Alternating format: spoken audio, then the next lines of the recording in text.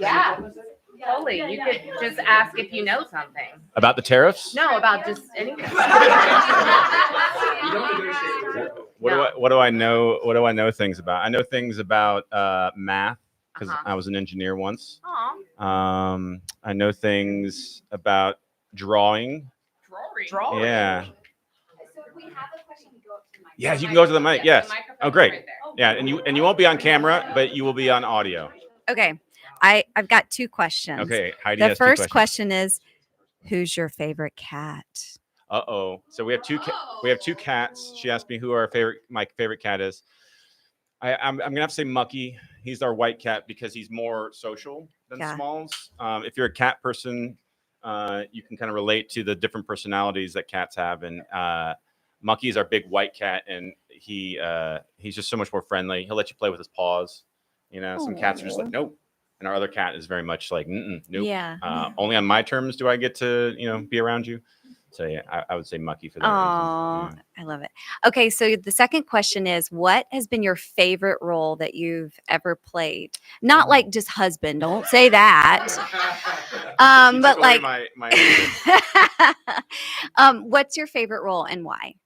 I'm gonna throw out cop number 1. Yes, I've played cop number 1, cop number 2, officer, internet troll. Yeah, I have played an internet troll. That was fun, and the number 1 on the naughty list. But I would say the menu, just because of being a pivotal character that people thought was going to save the day. Spoiler alert, if you haven't seen it by now, it's kind of one of those things where it's not quite Sixth Sense, level where, if you're giving away the ending of Sixth Sense, there's no apologies necessary. But my character comes in under presumably the circumstance of saving the day. And so it was really fun to basically hold court for that whole cast for those few minutes on screen before I then became an extra in the background. And then what was really funny was watching like the Reddit threads where people thought that I was in the background the whole time. Like the theories they had, like, no, he's there. He's one of the chefs the whole time. You can see him in the background. Like, no, because I know what days I was on set and I am not in the background. Or they, that they thought I was in one of the photos that Chef has from the one that he's smiling, or he made, he was making hamburgers on the side of the road or whatever. And I'm like, nope, that's not me either. But I love that people have those sort of internet theories. Yeah, the conspiracy theories. So yeah, that would be my favorite role. Oh, thank you. This is so funny because people have no idea what the rest of the room looks like. So I love the mystery of it all. Beth. Hi. So I know that you also enjoy listening to Andrew Huberman. Yes, I do. So do I. What is the latest biohacking device or supplement that you have embodied or bought? Oh, that's a good one. I got really addicted to Andrew Huberman a couple years ago. Listened to a lot of his stuff, and like one of the things that was the result of that was, I'm drinking this. We're not sponsored by Heineken. But the 0.0, it was honestly listening to his podcast and reading an unrelated book that caused Brooke and I to flirt with going dry. And that was, in fact, my last fully alcoholic drink was 2 years ago tonight on my birthday. Yeah. We thought we were going to just do a month, August of 23, and then it turned into 2 years. But Quitter. Yeah, quitter. But most of the things that I've adopted because of Huberman are around the morning routine. Getting morning sunlight. I'm still not ready to like jump into like AG1 supplements, like the things that the sponsors. Again, unless they want to sponsor us, and then I'll gladly start taking that. But Pause, yeah, please. yeah. Supposedly the live ended. The original one did. I'm still on. Yeah, I had to start a new link. Yeah, I'm sorry. Great. Oh, was. Thank you. Yeah. Sorry, yeah, I had to start a new one because that camera wasn't working with the. Yeah, it's a long story. I had to pull an audible. Yeah, so really, there's no late hacks that I've sort of adopted. It's still mostly around that morning routine of I will say the one that has affected me the most, I think, is setting the same wake up time and bedtime, 7 days a week. So I wake up 7 a.m. every day, even on Saturdays, even on my birthday. And it just helps regulate. You find yourself going to bed so much more easily because your body is now in that groove. And of course, it's weird if you're on set and you have a 4 a.m. call time and then you're being forced to go out of that routine. But otherwise, yeah, I would say that's the most impactful one. Thank you. Yeah, yeah. Oh, thank you. Here comes Shannon. So, what was the exact moment that you realized that Brooke was the one? Oh, this is a good story. The exact moment that I realized Brooke was the one. Pull out your tissues. So we had been dating. We started dating right around. I mean, we can kind of say like that week after Thanksgiving, 2007 is when we started dating. And it wasn't until the summer of 2009. She had gone off to camp, which she had gone off to camp, I think summer of 2008 too. So I was used to that. I'd never been there though. I hadn't been to visit her, but I was planning a visit. And about a month and some change before that, I feel like it was maybe in June, because I went up in July to visit her. But in June, she was already gone for camp, and I decided to go see Pixar's Up in theaters alone, like you do when you're an introvert. And 10 minutes into that movie, I'm weeping, and I realized that it's that weird thing of like watching that love story happen silently, with no dialogue really in those first 10 minutes of the movie. I was just like, I want to grow old with her, So, yeah. So that's when it reaches 1 million views. Yeah. Whoa. We did it, Brooke. We did it. But except with cats. Except with cats. Yeah. So yeah, that was, and so then I started the process of like finding a ring and orchestrating what am I going to do. I'll do it at camp because that's her favorite place on earth. So then that was funny because like the day I decided to propose, so she's up at camp. That's just to kind of tell the story for Brooke.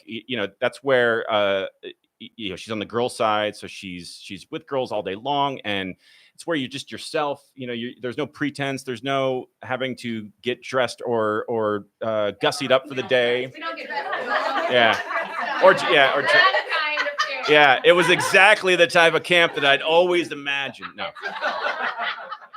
But it was stereotypical because it was girl side and then boy side. There was a lake between, very sort of stereotypical of that trope from movies. But what was really funny is that the day that I decided to do it, Brooke was shooting a little sketch that was going to be shown at a performance later in the week. And she decided for her sketch, she was going to do the monologue from School of Rock, where Jack Black, it's a single shot where the dolly is slowly pulling out and the song starts in the end of time, and he's describing like, and then the strings come in and the fog machine. We'll talk about that later. So she's doing the whole thing. She's got it fully memorized. I'm in a wheelchair backing up to do like the dolly shot. So I'm filming this thing. She's dressed like Jack Black. So she's got like this big frumpy shirt on, and she's got like her hair combed like Jack Black in the movie. Oh, it was a wig? That's right. So that's like shortly after that, right? I mean, which was sort of like the epitome of her and what I loved about her. That we went back to where her room was, and I had made a video, and I really cleverly. So she was sitting on her bed, and I was sitting on off the side of the bed, and so I was kneeling on the floor, and I was behind the laptop, so I could just watch the video. And it was the cheesiest. I did like a boy band music video to "Come What May" from Moulin Rouge, and so I'm sitting there, and I got the ring out of my pocket behind the laptop screen, and so of course my heart's just beating out of my chest. As she's watching this and laughing and watching, and she's told me that in the back of her mind she's thinking, is this it? And so when it was over, I closed the laptop screen and I was waiting there with the ring. And the thing we joke about is she like launched back up against the wall, at the headboard, and she's like, no, shut up. And neither one of us have any recollection of me placing the ring on her finger. So it was like she used her Jedi, powers. Yeah. She's up like a horror movie, like up against the wall, and then suddenly she's just like, "Damn it to me!" My precious. Yeah. So we don't know how the ring actually got onto her finger, but that's where I proposed to her. Yeah. What else? What else do we want to Right. know? Why is it only women asking questions? I'm shaming you men. Hi, Miracle costume manager from 11 Alive, here to ask you a question. All right, so you've played a lot of parts. You have witnessed a lot of parts as well, and some really large movies, and some really great things, some middle things, some small things. If you could pluck one actor, male, female, gender outside, that doesn't matter, out of a part and place yourself in it, what would that be?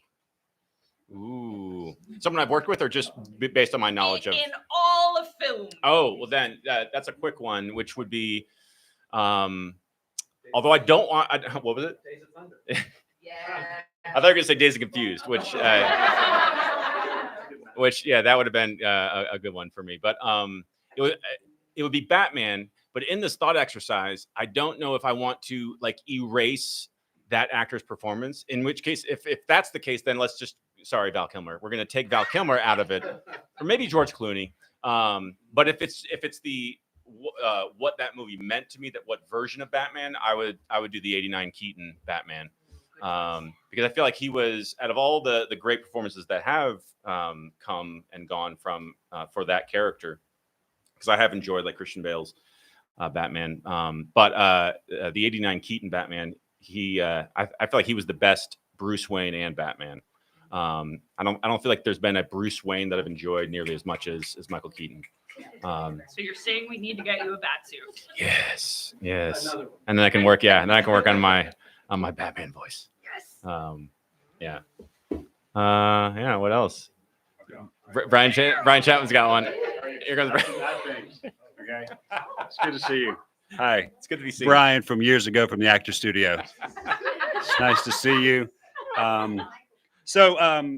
First and foremost, Matt today told me what I said. Can I get you something for your birthday?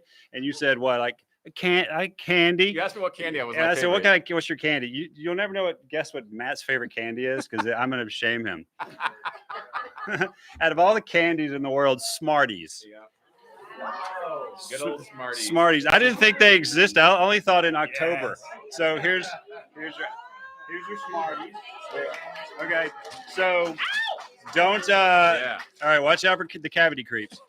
Don't eat those. You're answering questions, Matt. That's true. I have a card for you, okay? Because that's what kind of friend I am. I also have a dentist appointment coming up soon, so I should probably Okay. not have those. I think you should play a joke and just eat as many Smarties. Don't brush your teeth and then go to the dentist. Okay, here's some fast stuff, okay? Because I think I know a lot about you. So you can inform all your pals that I know these answers, I think. So your favorite movie is Princess Bride. Princess Bride, of course. The reason why there's a performance that made you want to be an actor, a comedic actor, and that was Ace Ventura. absolutely. Thank you. I knew that as well. Okay, if out of all, besides the Creed movies, what's your favorite Rocky of the Rocky saga? I haven't. I would need to, because we've been in a dialogue about this. I would want to rewatch to kind of form a 2025 opinion.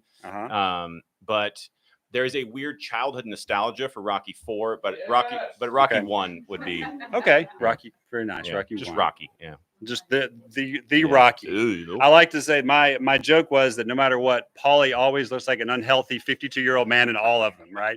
Everybody else ages. Paulie's always unhealthy and 52. Okay, if you were gonna leave this room and then come out, and there would be a song playing, kind of like you're a pitcher saving, what would that song be? just to please you, it would be "Thank You." What? It'd be AC/DC. Thank you. But with the wrong lyrics. Right, Instead of Thunderstruck. thunder, it would be, Okay, yeah. Thank you. Yeah, we wrote. So a long time ago, Matt and I wrote something where the character was singing that song, but he wasn't singing thunder. He was saying "Thank you," and he didn't realize that he was singing. Thank you. That's a Okay. good one. That's a good walkout I, song. I asked that guy just for anonymity's purposes. Yeah, that person. I want to keep your anonymity, sir, since the camera's not spinning. Talking about Mike's dad? Yeah. So I asked Mike. I said, "How old is how old is Cornwell? Is he the big one? Like, is this the big one? So he's not. And so I put congrats for not being 50. Good. Here's your, I also, and this is the last thing. I don't want to take up everybody's time, but I appreciate you. Happy birthday. And thanks for showing us the space.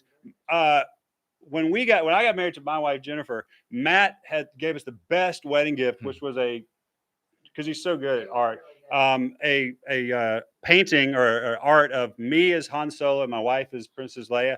And we still have it hanging. This is the best. So I drew Matt with his mustache. So stick figure. Thank you. And by the way, this is my last question. I apologize for monopolizing. Why do you have a mustache?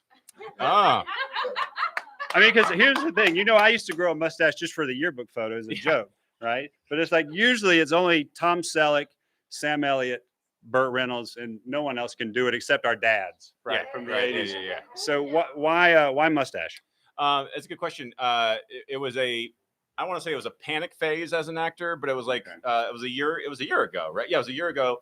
I had the full beard for a long time, for a number of years, but it was like a slow last summer in terms of auditions, and so that was just sort of like screw it, just gonna shake things up, shave it down to the mustache, and I kind of did it as a joke because I knew I didn't have anything in terms of like a booking or a callback coming up, and Brooke was like, I like it. And so I was like, oh, all right, well, as well, shake things up and see how long it'll last. And flash forward a year. The moral of the story is if your wife likes your mustache, then keep your mustache. If it passes that litmus test, yeah. I was going to do like a gift bag, but it's just a Kroger bag. So here's all your I love it. And there's the stick figure. Following up on the mustache craze, we're all happy to know that it's not because of porn. So Are we happy? okay, Chris Burns is not happy. We'll just get that on camera right now. Yeah. But what is your upkeep of said mustache like, Matthew? Every once in a while it gets away from me, right? If you don't have a good beard upkeep, as Mike has a nice beard going on right now. Sometimes I realize that it gets way too long, I don't have any like beard oils. I'm not falling for all that crap, where you need 7 products for. Unless they want to sponsor. Yeah, unless a beard oil or a mustache oil wants to sponsor it. Otherwise, it's just making sure that it stays off the lip. I cannot stand when the stray hair starts to actually come onto the lip like that, and you're like, what is this on my? And so I have to keep that nice and trimmed up. We too have this conversation. So yeah, that's all the mustache upkeep I do. It's actually difficult because your face isn't symmetric, but like figuring out how to make it symmetric. I'll spend like 5 minutes staring at myself in the mirror. I'm like, yeah, that's good.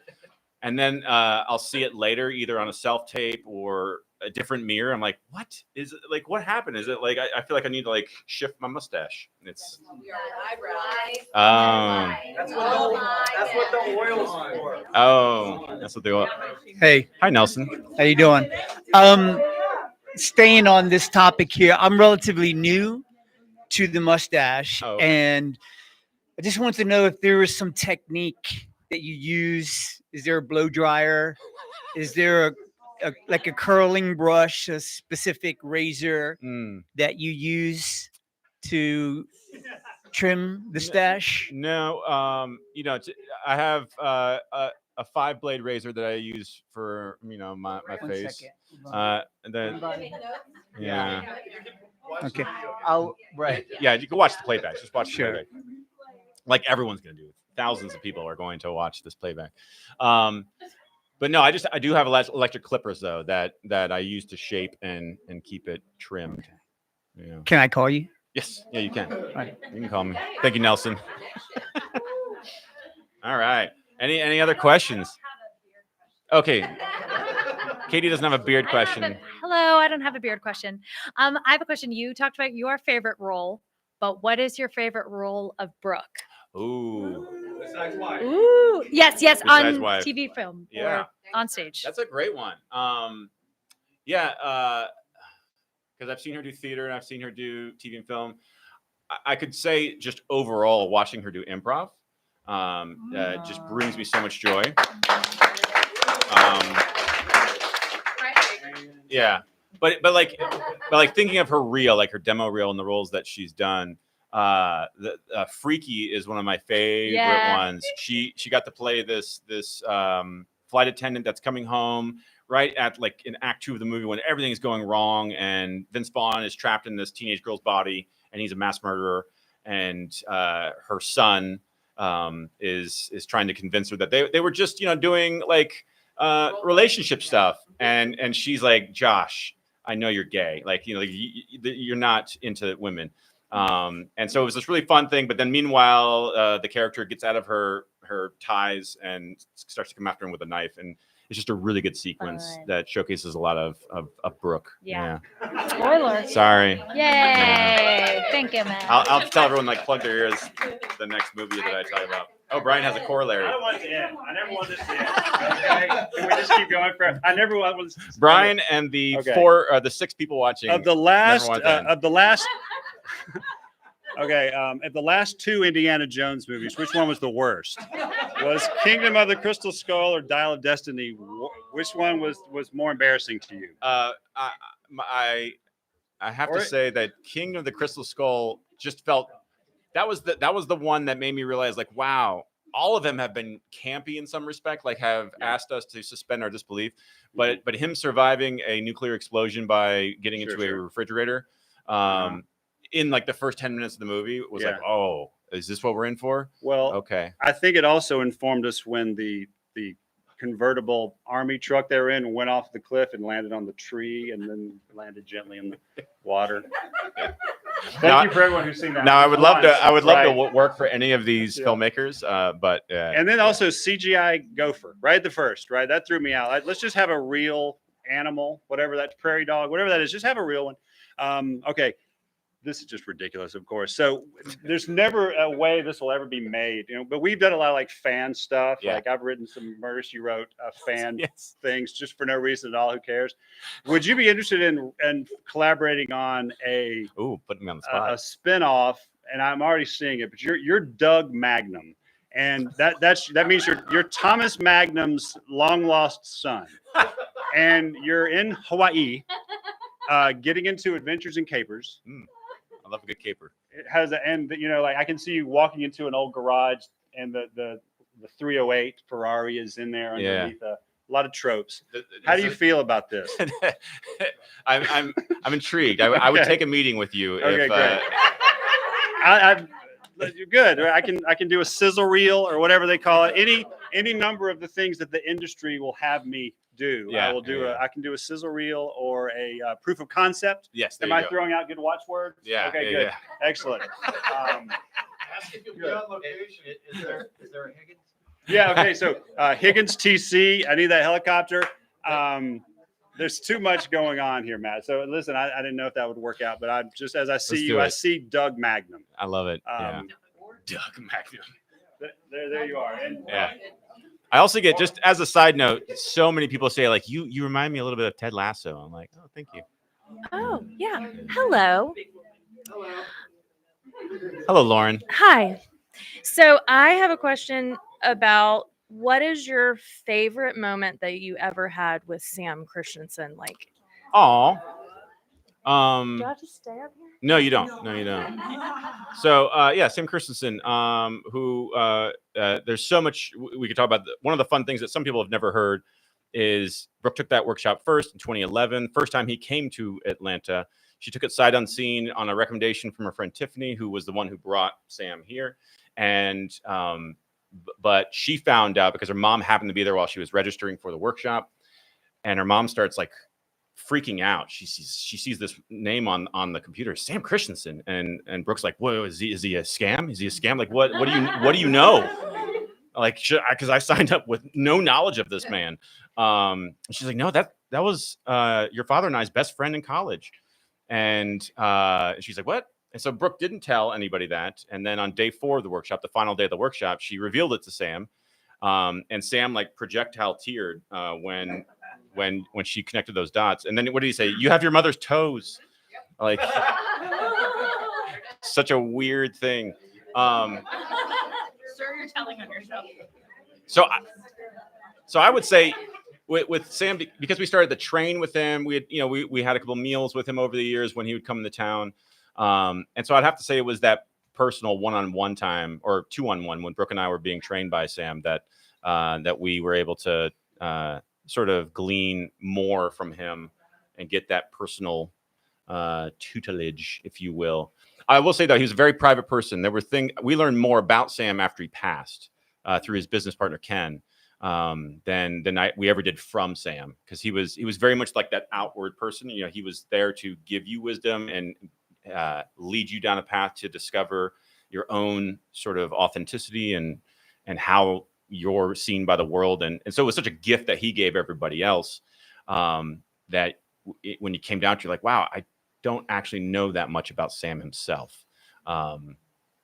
We knew some of his history just because he would share it when he would do these little preview events. He would talk about his family, coming over and landing on Ellis Island, and he was of Danish descent. And so we learned some stuff, just what he would share as part of his sort of pitch for the workshop. But beyond that, he was very private. So yeah, I would just say that was that close time. Hello, Sarah. Question, hi. Wow, this feels tall. Yeah. I'm also just short. You have sustained a great acting career and a great marriage. Do you have any tips on just like sustaining something that isn't always easy? Golly. I just feel like you and Brooke particularly are very good at staying peaceful throughout a roller coaster. Yeah. As I've seen mostly just in acting. So that would be my question. Thank you, Sarah.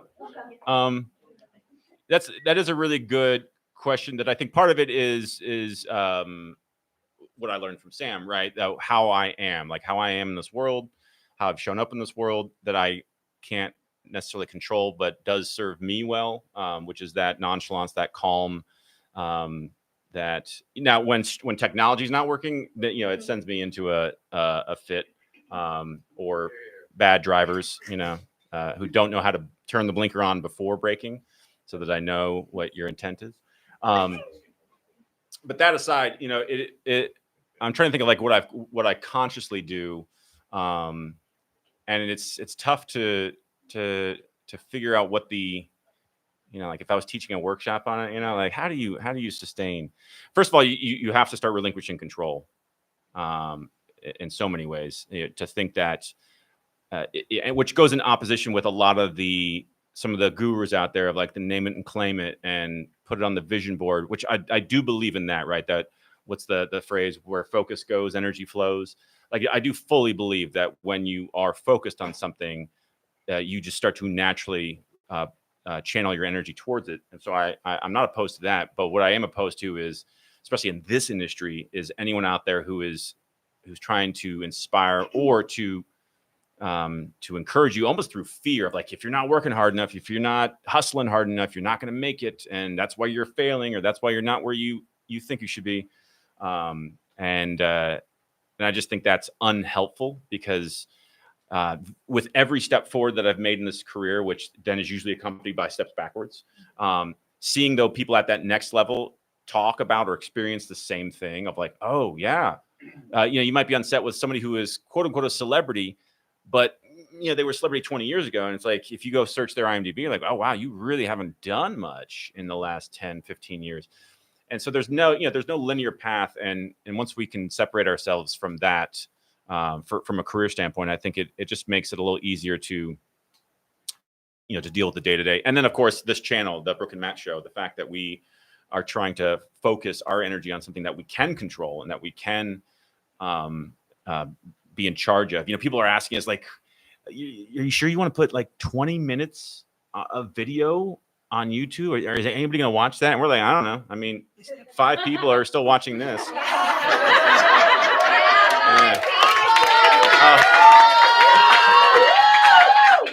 It went down the 4. I'm sure one person was like, oh, can they see me? Nelson, turn your phone back on.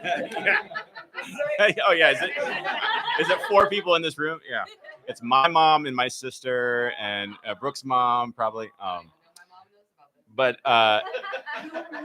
from the marriage standpoint, I will say that the pastor who married us, Chris McDaniel, shout out to Chris. Yeah, we are not sponsored by Trinity, but like he gave sort of a tongue-in-cheek piece of advice that I think you could extend, which is sing your arguments. Like if you are mad with your partner about something, if you try to sing it, like I really wish you wouldn't leave the dirty dishes on the counter, right? Like just the thought of it, right? Just the thought of trying to do that, it makes it sound so silly. Tony Robbins once talked about like if you're really angry, right? But you choose a word like actually say I am miffed, right? Like that is such a not a very aggressive word, right? And so even if you're feeling like this rage, like that's a way to kind of have a feedback loop to take yourself off of that edge and to calm yourself in the moment. Because if you actually verbalize I am miffed, now you're laughing at yourself for how ridiculous it sounds. I too request fisticuffs.